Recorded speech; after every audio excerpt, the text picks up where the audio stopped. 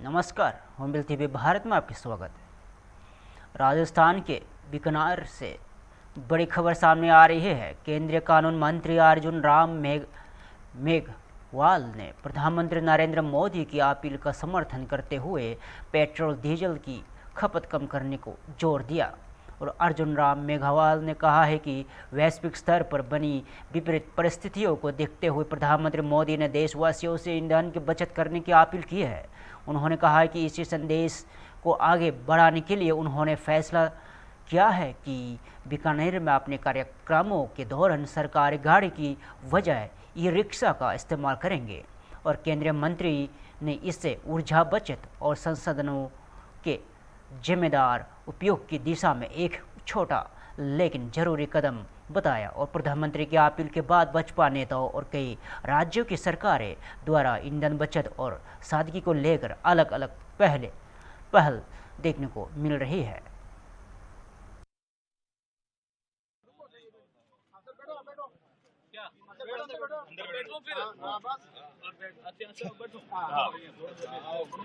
इन्हें देखता हो साहब, इन्हें देखो साहब, कैमरा खाने आराम से।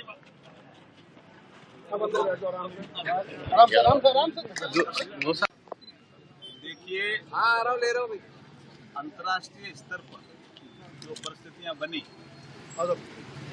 खाड़ी में तो युद्ध का संकट है, उसमें से उत्पन्न परिस्थितियों के कारण प्रधानमंत्री श्री नरेंद्र मोदी जी ने अपील की है कि नागरिकों को सब प्रेरणा से पेट्रोल और डीजल की खपत कम करने का प्रयास करना चाहिए। तो मेरा आज ये प्रयास है कि बीकानेर में जितने भी मेरे कार्यक्रम हैं, उन सब कार्यक्रमों में मैं सरकारी गाड़ी के बजाय ई रिक्शा के माध्यम से वो सारे प्रोग्राम अटेंड करूंगा। एस्कॉर्ट भी मेरे साथ नहीं रहेगा। सुरक्षा की जिम्मेदारी भी ये है, बाकी कार्यकर्ता करेंगे। मेरे साथ जो कार्यकर्ता चल रहे हैं वो भी ई व्हीकल से चल रहे हैं। तो आप देखिए प्रधानमंत्री की अपील का कितना जबरदस्त प्रभाव पड़ रहा है फील्ड में, ये आप इसको महसूस करना चाहिए। क्षेत्र से बड़ी खबर सामने आ रही है। गुजरात के राज्यपाल आचार्य देवव्रत ने प्रधानमंत्री नरेंद्र मोदी की अपील का समर्थन करते हुए देशवासियों से ईंधन की बचत और विदेशी वस्तुओं के सीमित उपयोग की अपील की है। आचार्य देवव्रत ने कहा है कि मौजूद वैश्विक परिस्थितियों को देखते हुए यहाँ हर नागरिक का कर्तव्य है कि वह प्रधानमंत्री के आह्वान को स्वीकार करे और ऐसे रास्ते में चले जिससे तेल की खपत कम हो। और उन्होंने कहा है कि जिन विदेशी वस्तुओं की खरीद से देश की मुद्रा स्थिति पर विपरीत प्रभाव पड़ता है, उनसे बचने का प्रयास किया जाना चाहिए। और राज्यपाल ने देश हित में आत्मनिर्भरता, संसाधनों की बचत और जिम्मेदार उपभोग के समय की जरूरत बताया। और प्रधानमंत्री नरेंद्र मोदी की अपील के बाद के भाजपा नेता और पदाधिकारी ईंधन बचत और खर्च में कटौती को लेकर लगातार बयान दे रहे हैं। अभी 3 दिन पहले भारत के यशस्वी प्रधानमंत्री श्रीमान नरेंद्र मोदी जी पश्चिम एशिया में पिछले कई महीनों से जो युद्ध जैसी स्थिति बनी हुई है और अमेरिका, ईरान आदि देशों का जो युद्ध चल रहा है, उसके कारण स्ट्रेट ऑफ हॉर्मुज बंद है और हमारे देश में जो तेल का आयात होता था उस पर बहुत बुरा प्रभाव पड़ा है।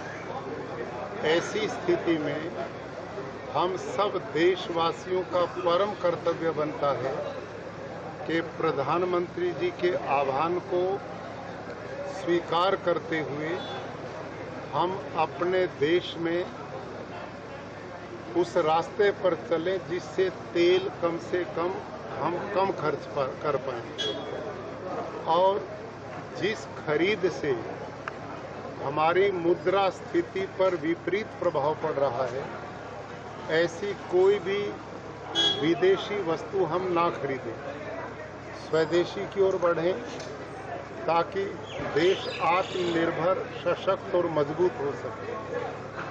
भारत के माननीय प्रधानमंत्री जी इस देश को विकसित भारत के रूप में तेजी से आगे बढ़ा रहे हैं और पूरे देश का पिछले सालों में हुआ विकास इस बात का प्रबल प्रमाण है। उन्हीं चीज़ों को ध्यान में रखते हुए मैंने निर्णय लिया है कि गुजरात में जब तक ये तेल की स्थिति सामान्य नहीं हो जाती, मैं हवाई जहाज़ का प्रयोग नहीं करूंगा, हेलीकॉप्टर का नहीं करूंगा और ज़्यादा मेरी यात्राएं रेल के द्वारा, बस के द्वारा, साइकिल के द्वारा और बहुत छोटे से कारकेट के द्वारा। 3 गाड़ी से ज़्यादा मैं कारकेट में नहीं रख रहा और ये प्रेरणा जनमानस को मिले और हम सब मिलकर इस संकट से बाहर निश्चित रूप से आएंगे और अपने देश की समृद्धि विकास को बराबर उसी गति से आगे बढ़ाते हैं। मुख्य रूप से मेरे कारकेट में कुल 3 गाड़ियां चलती हैं, केवल 3, और वही मैं रखूंगा। आज भी मैं अपने गुरुकुलों में यज्ञोपवीत संस्कार है बच्चों का, उसके लिए आया हूँ, तो मैं बाई ट्रेन ही अहमदाबाद से आया हूँ और बाई ट्रेन इसी रूप में वापस जाऊँगा। तो ये लगातार, और ये पहली मेरे वो नहीं, मैं आजकल गांव में जाता हूँ गुजरात में, और गांव में रात को मैं सरकारी स्कूल में रुकता हूँ, अनुसूचित जाति जनजाति के परिवार में भोजन करता हूँ, रात को गांव में जनसभा करके लोगों में प्राकृतिक खेती, पशुपालन, गाय की ब्रीड का बनाना, बच्चों में संस्कार कैसे आए, बच्चों को पढ़ाने की दिशा में व्यसन मुक्त, नशा मुक्त समाज के लिए वृक्षारोपण, स्वच्छता अभियान मैं प्रति सप्ताह चलाता हूँ। ऐसा नहीं कि मैं केवल फोटो दिखाने वहाँ जाता हूँ। सप्ताह में मैं गांव-गांव में जाता हूँ और 268 तहसील है गुजरात में, मैं हर तहसील में जा रहा हूँ। प्रत्येक प्राकृतिक खेती रूप से माननीय प्रधानमंत्री जी ने जो आह्वान किया है, अब 2.5 लाख करोड़ रुपए का यूरिया डीएपी बाहर के देशों से हम मंगाते हैं। यदि भारत का किसान इस जहर वाली के खेती को छोड़ दे, इससे धरती भी बचेगी, पर्यावरण भी बचेगा, पानी की खपत भी बचेगी, देसी गौ माता का पालन भी होगा, कैंसर, हार्ट अटैक, डायबिटीज, घुटने बदलवाना, ये सारी बीमारियों से मुक्ति मिलेगी। किसानों को संदेश क्या रहेगा यूरिया को लेकर? तो मेरा भारत के समस्त किसानों से आग्रह है कि प्राकृतिक खेती में उत्पादन कम नहीं होता। हम गुरुकुल कुरुक्षेत्र की 200 एकड़ जमीन में पिछले 9-10 वर्ष से प्राकृतिक खेती करते हैं। हमारा उत्पादन रासायनिक खेती करने वालों से भी ज़्यादा होता है। और मेरा ही नहीं, इस समय गुजरात में 8.5 लाख किसान प्राकृतिक खेती करते हैं, जो बहुत रुचि से करते हैं, उनका उत्पादन बढ़ गया।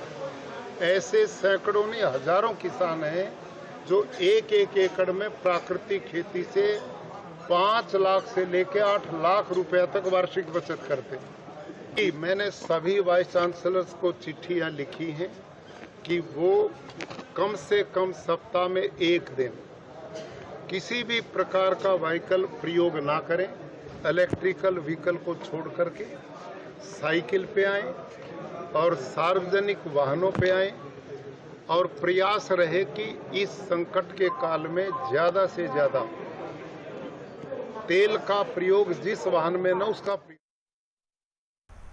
श्रीनगर से बड़ी राजनीतिक प्रतिक्रिया सामने आई है। अवामी इत्तेहाद पार्टी के नेता खुर्शीद अहमद शेख ने प्रधानमंत्री नरेंद्र मोदी द्वारा काफिले का आकर 50% कम करने के फैसले का स्वागत किया है। खुर्शीद अहमद शेख ने कहा है कि देश की अर्थव्यवस्था अच्छी स्थिति में हो तब भी संसाधनों की बचत और सरकारी खर्चों में संयम जरूरी होना चाहिए। और उन्होंने कहा है कि प्रधानमंत्री और केंद्रीय गृह मंत्री, रक्षा मंत्री द्वारा उठाया गया यह कदम स्वागत योग्य है। और उन्होंने जम्मू कश्मीर की राजनीति का जिक्र करते हुए कहा है कि सरकार को यह भी देखना चाहिए कि बिना किसी संवैधानिक पद पर बैठे कुछ राजनीतिक लोग किस तरह संसाधनों का इस्तेमाल कर रहे हैं।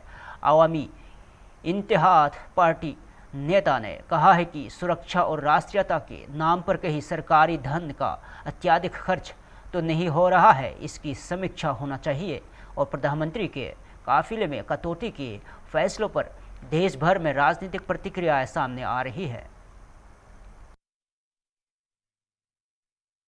क्या लगता है आपको, जिस तरीके से कंट्री में इस वक्त क्राइसिस चल रही है उसी के चलते ये सारे स्टेप्स? देखिए, हमारा ये मानना है कि इस वक्त अगर क्राइसिस की सिचुएशन है और क्राइसिस की सिचुएशन में आप अपनी 50% कॉन्वॉय को कर्टेल कर रहे हैं, हमारा ये मानना है कि आप नॉर्मल हालात में अगर कंट्री में इकॉनमी ठीक हो, अगर यहाँ गुर्बत ना भी हो, जिस वक्त हमारी इकॉनमी सही जा रही हो उस वक्त भी हमें चाहिए कि हम अपने अखराजात को जो है वो कम करें। तो जहाँ तक ये एक वेलकम स्टेप है कि कम से कम ऑनरेबल प्राइम मिनिस्टर साहब ने, होम मिनिस्टर साहब ने या डिफेंस मिनिस्टर साहब ने एक स्टेप लिया। मैं अपनी बात करूं एज ए रिप्रेजेंटेटिव, जो मेरे साथ एस्कॉर्ट होता है, मैंने फ्रॉम डे फर्स्ट उसको विड्रा किया। तो लिहाजा जो 50% जो मेरी गाड़ियां हैं, अगर मेरे पास 2 गाड़ियां हैं तो मैंने एक गाड़ी already from the date of oath जो है मैंने विड्रा की है। और साथ ही लेकिन एक अहम सवाल है, वो ये है कि जो स्टेप ऑनरेबल प्राइम मिनिस्टर साहब ने लिया, डिफेंस मिनिस्टर साहब ने लिया, होम मिनिस्टर साहब ने लिया, उनको चाहिए कि वो यहाँ पे जम्मू कश्मीर में जो बैठे हुए जो सियासी लोग हैं, जो यहाँ पे नॉन एंटाइटल्ड जो कुछ लोग हैं, वो यहाँ पे किस तरह से जम्मू कश्मीर में जो है जम्मू कश्मीर के रिसोर्सेज को, हमारे टैक्स पेयर के पैसे को किस तरह से बर्बाद करते हैं, खर्च करते हैं। तो लिहाजा उनको चाहिए कि वो देख लें कि कहीं जम्मू कश्मीर में भी जो है सिक्योरिटी कंसर्न के आड़ में या जो है नेशनलिज्म के आड़ में कहीं सरकार का काफी सारा पैसा खर्च तो नहीं हो रहा है। तो लिहाजा जम्मू कश्मीर के सियासतदानों को, जम्मू कश्मीर के जो ब्यूरोक्रेट्स है, उनको भी प्राइम मिनिस्टर साहब और होम मिनिस्टर साहब या डिफेंस मिनिस्टर साहब के इस मुंह से सबक लेना होगा कि वो भी कम से कम खर्चात यहाँ पे करें। एक और सवाल है कि तिरुवनंतपुरम से बड़ी राजनीतिक खबर सामने आ रही है। केरल के मुख्यमंत्री पद के लिए नामित किए जाने के बाद वी.डी. सतीशन ने राज्य के लिए नए दौर और नए बदलाव का भरोसा जताया है। वी.डी. सतीशन ने कहा कि एक नया दौर आएगा और एक नया केरल बनेगा। हम जानते हैं कि केरल की आर्थिक स्थिति नाजुक है, लेकिन हमें उम्मीद है कि हम सब कुछ बदल सकते हैं। और उन्होंने बताया कि ऑल इंडिया कांग्रेस कमेटी यानी AICC के कई नेताओं ने उन्हें फ़ोन कर बधाई दी है। और जब उनसे पूछा गया कि क्या वे आज राज्यपाल से मुलाकात करेंगे, तो उन्होंने कहा कि पहले वे अपनी पार्टी और गठबंधन के नेताओं के साथ चर्चा करेंगे, उसके बाद आगे का फैसला लिया जाएगा। केरल की राजनीति में इस घटनाक्रम के बाद नई सरकार और नेतृत्व को लेकर चर्चाएं तेज हो गई है। A team. That team will create many things. It will change Kerala. It will be a new era, a new Kerala. That is our target. We know that we are going through the tough times. Fiscal situation of Kerala is vulnerable. Even then, we are hopeful that we can change everything. Sir, when are you meeting governor and when are you taking oath, sir? That I have to discuss with my party leaders and the coalition leaders. Then only we will fix the next procedures. Any call from Rahul Gandhi, any congratulatory call from Rahul Gandhi or KC Venugopal? Definitely, all the ACC leaders called me. They congratulated me. So there has been a delay including of with 11 days. No. In so many places, you have to go through that. They took time. Kerala, you know that there are galaxy of leadership is here. After a procedure, consulting with MLAs, MPs, senior leaders.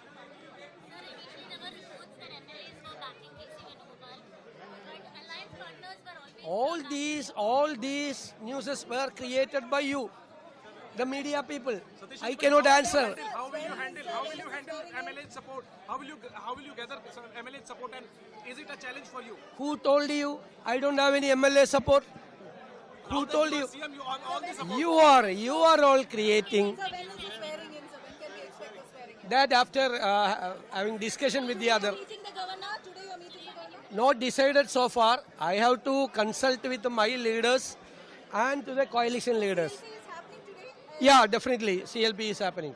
We are waiting for the ACC observers. When they are landed, it will be there. 10 minutes. Kolkata से बड़ी राजनीतिक खबर सामने आ रही है। पश्चिम बंगाल सरकार में मंत्री अग्निमित्र पॉल ने टीएमसी प्रमुख ममता बनर्जी को लेकर तीखा बयान दिया है। अग्निमित्र पॉल ने कहा है कि यदि ममता बनर्जी को लगता है कि पोस्ट पोल हिंसा हुई है तो उन्हें हाई कोर्ट और सुप्रीम कोर्ट जाना चाहिए। उन्होंने आरोप लगाया कि वर्ष 2021 में हुई घटनाओं को लेकर भाजपा नहीं बल्कि नेशनल ह्यूमन राइट्स कमीशन यानी NHRC ने भी गंभीर टिप्पणियां की थी। और अग्निमित्र पॉल ने दावा किया है कि भाजपा के कई कार्यकर्ताओं की हत्या हुई है और हजारों कार्यकर्ताओं को राज्य छोड़कर जाना पड़ा। और उन्होंने कहा है कि यदि ममता बनर्जी ने शासन और विकास कार्यों पर अधिक ध्यान दिया होता तो आज यहाँ स्थिति नहीं बनती। भाजपा नेता ने कहा है कि उनकी पार्टी केवल काम और विकास पर ध्यान देगी और पुरानी गलतियों पर नहीं दोहराएगी। नहीं, ये सब इररिलेवेंट और अनावश्यक ये सब बात में हम टाइम वेस्ट नहीं करेंगे। ममता बनर्जी जो 15 साल भूल किए हम लोग वो भूल नहीं करेंगे। हमारा पास बहुत काम है, हमको पब्लिक का बात सुनना है, उनके लिए काम करना है, जिसके लिए हमको इधर बैठाया है। समय है 5 साल, प्रतिश्रुति बहुत। तो ये सब इररिलेवेंट बात, उनको अगर लगता है कोई पोस्टपोल वायलेंस हुआ है जाइए हाई कोर्ट जाइए, सुप्रीम कोर्ट जाइए। लेकिन ममता बनर्जी 2021 में क्या किया है हम नहीं बोल रहे, भाजपा नहीं बोल रहे, कि NHRC आके बोला है। हमारा इतना कार्यकर्ता को मारा गया, 10,000 कार्यकर्ता भाग गए, घर लूट लिया गया, सोशल बॉयकॉट किया गया। तो ममता बनर्जी अगर राजनीति तो किए है 15 साल, अगर थोड़ा काम में ध्यान देते तो आज ये दिन देखना नहीं पड़ता। सिर्फ राजनीति, सिर्फ हिंदू मुसलमान, सिर्फ बंगाली और बंगाली, सिर्फ महिला पुरुष, सिर्फ राजनीति, काम के बाद कुछ नहीं हुआ। इसीलिए आज ये दिन देखना पड़ा। तो हम लोग वो भूल नहीं करेंगे। पहला दिन से under the leadership of our honourable chief minister हम लोग सिर्फ काम में ध्यान देंगे, बस सिर्फ काम करना है। काम की बात करें तो जो अन्नपूर्णा स्कीम है वो 1 जून से लागू हो रहा है, वो किन लोगों को मिलेगा, कुछ स्पेसिफिक? सब लोगों को मिलेगा, सब महिला को मिलेगा। जो जिसको लखीर भंडार मिलता था उसी को मिलेगा अन्नपूर्णा भंडार। सिर्फ जिसका 91 लाख नाम काटा गया है, क्यों नाम काटा गया है उसका एनालिसिस होगा। और एनालिसिस करके अगर नहीं इसका नाम रोहिंगा है, ये बांग्लादेशी है, ये डेड है, तो उसको तो नहीं मिलेगा, उसको तो हम लोग नहीं देंगे, तो उसका नाम अलग होगा। और जो लोग ट्राइब्यूनल में अपील किया है, नाम काटा गया है, अपील किया है, उसको भी मिलेगा अन्नपूर्णा भंडार। जो लोग CAA में अपील किया है उसको भी मिलेगा अन्नपूर्णा भंडार, क्योंकि वो प्रोसेस में है, अभी तक डिसीजन नहीं हुआ है। और जो लोग नया करना चाहते हैं, जिसको अभी तक मिला नहीं है, वो अपील करेगा। कि हम लोग पोर्टल बना रहे हैं, अन्नपूर्णा भंडार के, जहाँ पर अपील माने फॉर्म फिलअप करके पोर्टल में, सब पोर्टल में होगा करके आप लोग, और इजी पोर्टल होगा, कोई अशिक्षित है या 1 पास है वो भी कर सकेगा। तमिलनाडु के मदुरई से बड़ी राजनीतिक खबर सामने आ रही है। कांग्रेस सांसद कीर्ति P चिदम्बरम ने तमिलनाडु की राजनीति को लेकर बड़ा बयान दिया है। कीर्ति P चिदम्बरम ने कहा है कि उन्हें पूरा विश्वास है कि जब मुख्यमंत्री विजय अपने मंत्रिमंडल का विस्तार करेंगे तब कांग्रेस विधायकों को भी मंत्रिमंडल में शामिल किया जाएगा। उनके इस बयान के बाद तमिलनाडु में कांग्रेस की भूमिका और संभावित कैबिनेट विस्तार को लेकर राजनीतिक चर्चाएं तेज हो गई है। हालांकि सरकार या गठबंधन की ओर से अभी तक इस पर कोई आधिकारिक घोषणा नहीं की गई है।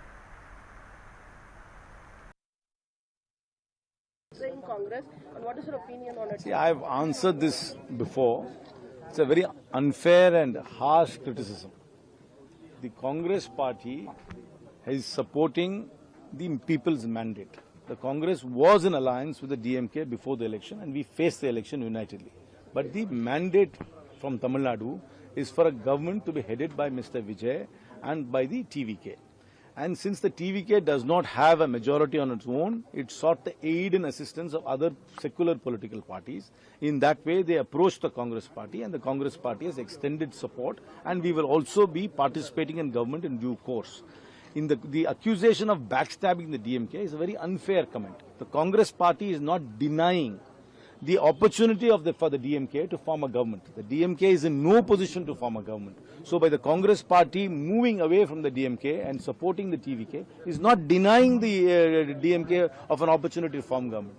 Yes, we could have perhaps moved a little bit more in a cordial manner. That I agree. But we have not betrayed. Neither have we backstabbed the DMK, because the DMK was in no position to form government, and we have not, and by our moving away to the TVK, we have not denied the DMK of an opportunity to form government. So the criticism laid on us is unfair and most unfortunate. So how does the ADMK split the one team support to the TVK? See, the ADMK is in an existential crisis. The ADMK has lost 4 elections on the trot, 2 assembly elections and 2 parliamentary elections under the leadership of Mr. Edappadi Palaniswamy. So an average ADMK supporter would now not necessarily believe that Mr. Palaniswamy can lead this party to victory in the next election. So the ADMK is in an existential crisis, and if they will have many internal contradictions, and I won't be surprised if some people within the party take the decision of merging with another political party or supporting other political parties. And as far as the Chief Minister Vijay is concerned, why would he say no to the support of somebody? If somebody is going to support him, he will willingly take it. Nobody says no to the support given by somebody else. So he has taken that support, but I don't believe that he should take them into government. He should stick to the secular parties which came to assist him immediately after the results, and form his cabinet only within those political parties. The DMK called the Congress as a backstop. I've just explained that. It's a most unfortunate comment.